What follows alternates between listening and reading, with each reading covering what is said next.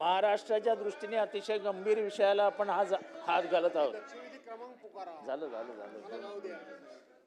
चला लक्षवेधी क्रमांक 5. अध्यक्ष महोदय, महाराष्ट्रातल्या बहुतेक सर्व जिल्ह्यात बिबट्यांची संख्या वाढते आहे. त्याच्यात मनुष्य आणि हिंस्त्र प्राणी यांच्यामधला संघर्ष वाढतोय. या सरकारकडे काही योजना आहे असं मला वाटत नाही. मध्यंतरी माननीय वनमंत्री म्हणालेले की आपल्याला आपले बिबटे आफ्रिकेला पाठवता येतील. असं काही आफ्रिकेच्या देशांशी काही आपली चर्चा झाली आहे का? झाली असेल तर ती कुठल्या स्तरावर झाली आहे? आणि आफ्रिकेतले देश आपले बिबटे घ्यायला तयार आहेत का? आणि जर त्यांनी घेतले नाही तर मग ह्यांना रोखण्यासाठी आपल्याकडे उपाय काय आहेत? कारण का दिवसेंदिवस मनुष्याची हत्या करण्याची, मनुष्याचा जीव घेण्याची प्रकार वाढीला लागलेत आणि खास करून लहान पोरांवरती बिबट्याचे जास्त हल्ले होत असतात. तेव्हा वनमंत्री माननीय गणेश नाईक साहेब, आपण गांभीर्याने हा प्रश्न घेऊन याच्यात एक उपाय म्हणजे फार पूर्वी जेव्हा बिबटे आणि वाघ संख्येने जास्त होते तेव्हा शिकारीला पैसे म्हणजे शिकार करण्याला परमिशन दिली जात होती. माझ्या माहितीप्रमाणे एक काळ असा होता की कल्याणमध्ये वाढलेल्या बिबट्यांची शिकार करण्यासाठी 4 आणे सरकार देत होती. 4 आणे सरकार शक्ती आहे ती इतकी प्रचंड आहे की ती रोखण्याचं आपल्या हातात काहीच नाही आहे. त्यामुळे सरकारकडे रोखठोक उपाय काय आहेत आणि हे कसं थांबवता येईल याबद्दल सरकारने भाष्य करावं.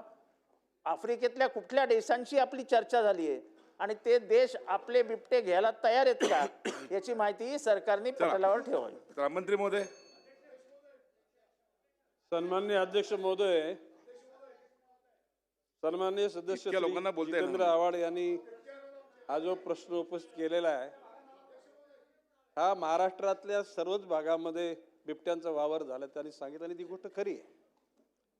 प्रामुख्यानं आजच्या स्थितीमध्ये पुणे, अहिल्यानगर आणि नाशिक या 3 जिल्ह्यामध्ये मोठ्या प्रमाणामध्ये बिबट्यांचा प्रादुर्भाव झालेला आहे.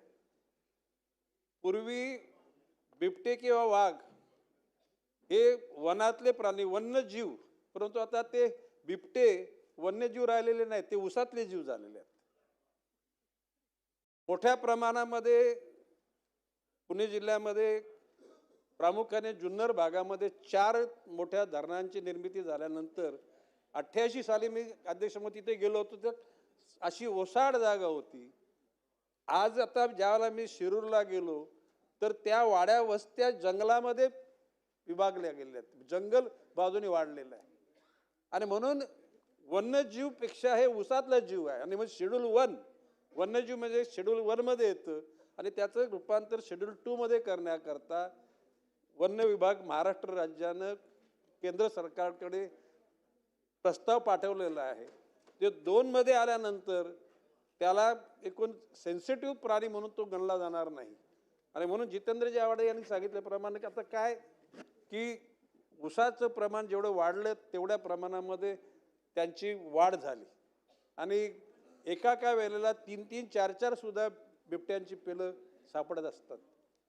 आता एकूणच केंद्र सरकारच्या वन्यजीव विभागाकडून त्याचं नियमन करण्याकरता परवानगी घेतली, पण त्यांनी परवानगी फक्त तुम्ही 5 बिबट्यांची करा आणि ती पण 3 वर्षानंतर तुम्ही आम्हाला अहवाल पाठवा. ती गरज नाही. आम्ही सुरुवात केलेली आणि 6 महिन्याच्या आतमध्ये त्याच्यावर रिझल्ट येईल आणि त्याच्या अनुषंगानं समतोल आणण्याच्या अनुषंगानं संतती नियमनाचा प्रस्ताव पुन्हा केंद्र सरकारने पाठवला जाईल. अध्यक्ष महोदय, काय पूर्वी जरा 1 मिनिट बोलू दे मला जरा. त्याला उत्तर होऊ दे. व्हॉट आय वॉन्ट टू से.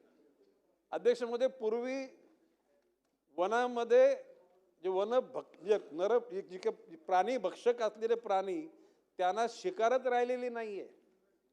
तर ती शिकार काय राहिली कारण ज्या मूल कोर एरियामध्ये त्यांना त्या जे शाकाहारी प्राणी आहेत त्यांच्यासाठी फलच राहिली नाहीत. म्हणून मी स्वतः बैठक घेऊन कोर एरियामध्ये अशा प्रकारची फलांची झाडं लावा ज्याच्यामध्ये पालघरचा भाडोलीची जांभुलाचे, ॲपल बेर आंबे वगैरे की जेणेकरून ती खाण्याकरता कोर एरियामध्ये फलं उपलब्ध होतील, तिथे प्राणी राहतील आणि त्या प्राण्यांना जे जे भक्ष्य आहे ते हिंसक प्राणी गावाकडे येणार नाहीत. आता प्रामुख्याने ताडोबाच्या अनुषंगाने मी सूचना केलेली, ताडोबाच्या संपूर्ण बफर एरियामधच्या सभोवताली 500 फुटाचं बांबूचं असं कुंपण घाला की आता ते नवीन प्रजाती बांबूची 60 फूट उंचीची आहे. प्रत्येक गेटला सुद्धा सिक्युरिटी लावावी आणि त्याच्यानंतर ते बांबू सुद्धा 3 वर्षानंतर आतून ते साधारण 400 फूट तोडावेत, नंतर बाहेरून 400 फूट तोडावेत, म्हणजे एक भिंत कायम राहील. आणि मग अशा प्रकारचे नाही ताडोबामध्ये करू आणि पेंचमध्ये करू आणि या परिस्थितीमध्ये व्याघ्र प्रकल्प सुद्धा त्या ठिकाणी, जसं ताडोबाला वाघांचं आहे तसं इथं बिबट्यांचं पण त्या ठिकाणी प्रकल्प करण्याचं प्रस्तावित आहे. भविष्य काळामध्ये एकूणच आता प्रामुख्याने पुणे, अहिल्यानगर, नाशिक एवढ्यासाठी का तर कुंभमेळा येणार आहे नाशिकमध्ये आणि अध्यक्षमध्ये बाब तिथे वनाची क्षेत्रफळ 8-9% पण नाही आहे, परंतु उसामध्ये वाढलेले बिबटे यांची संख्या ऑफिशियली 700-750 परंतु ती अनऑफिशियली 1200 जुन्नर तालुक्यामध्ये. आणि या सर्व गोष्टी प्रबलित करण्याकरता नाही आता प्रश्न असा आहे की आता ते ब्रिटिश कालखंडामध्ये ज्या गोष्टी घडल्या त्या गोष्टी आता तपासून बघितली जाईल. नुसतं काय हे काय भारत सरकारचं हा काय प्रश्न नाही आहे, देशातल्या विविध राज्यांचा प्रश्न आहे. आणि म्हणून माननीय जितेंद्र आव्हाडांनी सांगितल्याप्रमाणे एकूण ही संख्या कमी करण्याकरता आर्टिफिशियल इंटेलिजन्सच्या माध्यमातून त्या ठिकाणी अशा बिबट्या आल्याचं असं लोकांना सूचना देण्याकरता यंत्रणा उभी केलेली आहे. पुणे जिल्ह्यामध्ये 1200 पिंजरे लावले जाणार आहेत. अहिल्यानगरमध्ये तशीच तरतूद केलेली आहे, नाशिकमध्ये केली. आणि ज्या आमदार महोदयाने किंवा खासदार महोदयाने मला सांगितल्यानंतर तिथे पिंजऱ्यांची आम्ही व्यवस्था केलेली आहे. त्याचबरोबर तिथे शासकीय यंत्रणेचे गृह विभाग, महसूल विभाग, वन विभाग आणि तिथले खासदार, आमदार आणि जिल्हा परिषद आणि ग्रामपंचायत सदस्य या सगळ्यांना विश्वासात घेऊन त्या ठिकाणी यंत्रणा उभी केलेली आहे.